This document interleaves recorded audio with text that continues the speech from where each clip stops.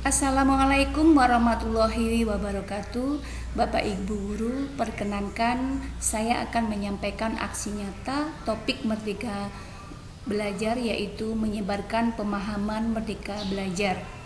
Yang mana aksi nyata ini adalah salah satu syarat untuk menyelesaikan pelatihan mandiri yang sudah saya laksanakan pada platform Merdeka Mengajar. Nah, Bapak Ibu Guru, mudah-mudahan aksi nyata yang akan saya sampaikan ini mudah dipahami oleh Bapak Ibu Guru sekalian, dan tentunya juga dapat memotivasi Bapak Ibu untuk melakukan pelatihan mandiri pada platform Merdeka Mengajar.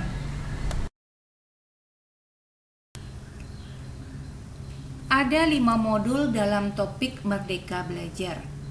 Nah, pada topik Merdeka Belajar menggunakan gagasan-gagasan atau pemikiran-pemikiran tokoh pendidikan Indonesia, yaitu Bapak Ki Hajar Dewantara.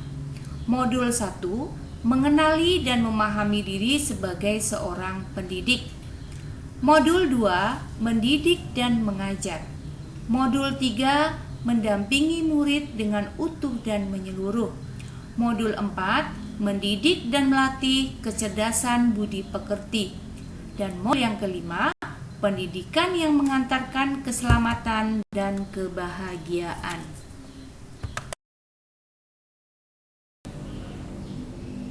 Apa itu Merdeka Belajar? Menurut Bapak Menteri Kemendikbudristek Nadiem Makarim, bahwa Merdeka Belajar itu untuk menjadikan pendidikan Indonesia lebih adaptif dan pengembangan karakter sebagai fokus transformasi pendidikan. Nah, Bapak Ibu sekalian, setelah belajar topik Merdeka Belajar ini, kita diharapkan untuk yang pertama, pemahaman, gagasan, dan prinsip pendidikan berdasarkan pemikiran Ki Hajar Dewantara. Yang kedua, pemahaman untuk memfasilitasi murid agar tumbuh sesuai dengan kodratnya. Yang ketiga, penerapan pembelajaran yang memerdekakan murid. Modul yang pertama yaitu mengenali diri sebagai pendidik. Sebagai seorang pendidik, kita harus mampu menuntun tumbuh dan hidupnya kekuatan kodrat pada peserta didik kita. Sebagai seorang pendidik, mengenali kekuatan dan kemampuan diri sebagai pendidik untuk terus belajar. Nah, yang ketiga, adaptif terhadap perubahan.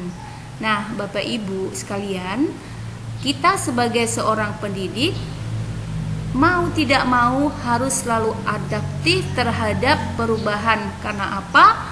Karena tujuannya yaitu untuk meningkatkan kompetensi diri kita sebagai seorang pendidik. Modul 2, mendidik dan mengajar.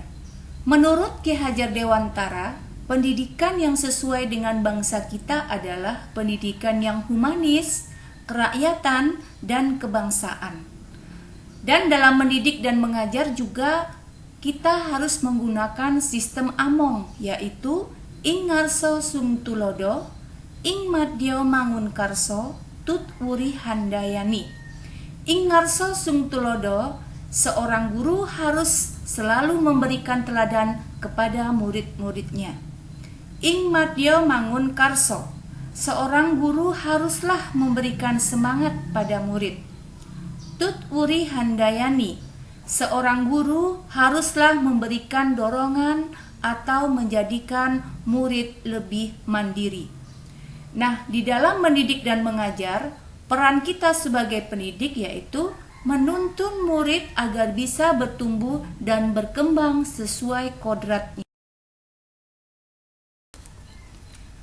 Modul 3, mendampingi murid dengan utuh dan menyeluruh. Berdasarkan pemikiran Ki Hajar Dewantara, segala perubahan yang terjadi pada murid dihubungkan dengan kodrat keadaan, baik alam maupun zaman. Nah, kodrat keadaan ini merupakan bagian yang tidak terpisahkan dari dasar pendidikan murid. Kodrat keadaan terdiri dari dua, yaitu kodrat alam dan kodrat zaman. Kodrat alam merupakan bagian dari dasar pendidikan murid yang berkaitan dengan sifat dan bentuk-bentuk lingkungan di mana murid berada. Nah, di dalam pembelajaran yang diterima oleh murid, hendaknya mampu mendekatkan dengan konteks alamnya atau sesuai dengan lingkungan di mana murid berada. Sedangkan kodrat zaman merupakan bagian dari pendidikan murid yang berhubungan dengan isi dan irama. Isi dan irama bergerak secara dinamis, yaitu menyesuaikan keadaan yang terus bergerak dengan cepat. Pendidikan di masa kemerdekaan tentu berbeda dengan pendidikan pada abad ke-21. Nah, di sini kita sebagai seorang pendidik harus beradaptasi terhadap kodrat zaman untuk membantu murid mencapai selamat dan bahagia. Modul 4, mendidik dan melatih kecerdasan budi pekerti. Apakah kita sebagai pendidik cukup hanya membantu murid dengan kecakapan kognitif saja? Tetapi kita sebagai seorang pendidik harus mampu menumbuhkan budi pekerti. Nah, budi pekerti atau watak merupakan hasil dari bersatunya gerak pikiran, perasaan, dan kehendak atau kemauan sehingga menimbulkan suatu tenaga. Kita sebagai seorang pendidik harus mampu memahami kodrat murid sebagai individu yang sadar, mampu memikirkan, memahami, merasakan, berempati, berkehendak, dan bertindak. Budi pekerti dimaknai sebagai perpaduan antara cipta, rasa, sehingga menghasilkan karsa. Dengan menggali potensi budi pekerti yang ada pada murid dapat melatih, pertama, keberanian berpendapat. Yang kedua, mengasah perasaan dan perilaku. Yang ketiga, memunculkan kehendak.